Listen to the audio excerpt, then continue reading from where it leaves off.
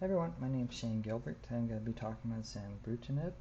If you wanted to go look up the structure of this drug, you can find it on the protein data bank under 6J6M. So what is Zanubrutinib? It's a drug that is used for the treatment of adult patients with mantle cell lymphoma, which is a cancer of the lymphatic system. It was recently discovered and synthesized in 2019. It's interesting to note that you need to have at least one other prior therapy to have this drug. My thoughts would be based on the FDA, this drug has clinically significant adverse reactions, such as hemorrhage and at least various infections. So how Zanubrutinib works is it binds to the active site of the Bruton's kinase, which is the BTK. The scientists wanted to note that this is a potent and selective and binds irreversibly to the BTK through a covalent bond.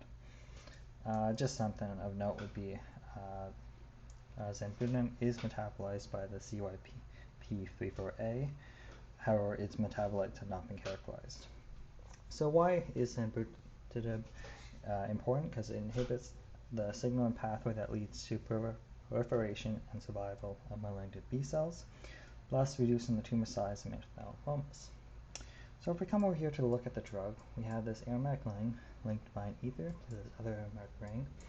Then we have this 5-member ring, these 2 nitrogens, and a 6-member ring. This nitrogen over here would be quite important for some hydrogen bonding with the pocket. And we have this primary amide, which will also be important for some hydrogen bonding with the pocket. Next, we have this kink, which leads to this piperidine, which is a 6-member ring with the nitrogen. Then we have this ketone, and then we have this 2 carbons here, which is ethane.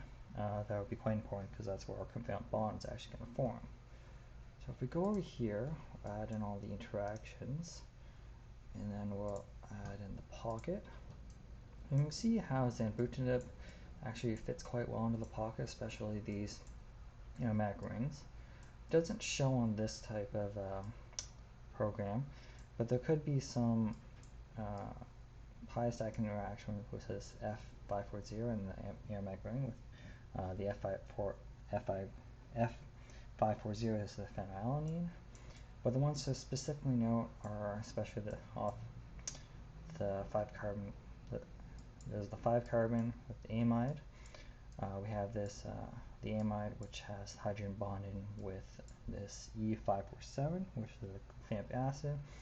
Then also off the oxygen with the methionine 477, and then also with the methionine is the nitrogen. And the 6-member ring has some hydrogen bonding with the methionine 477.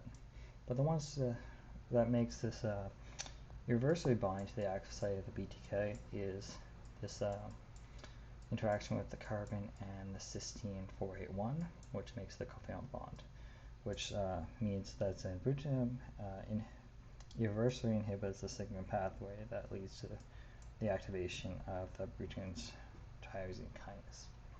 So that's everything for today. Thanks for listening. Have a wonderful day.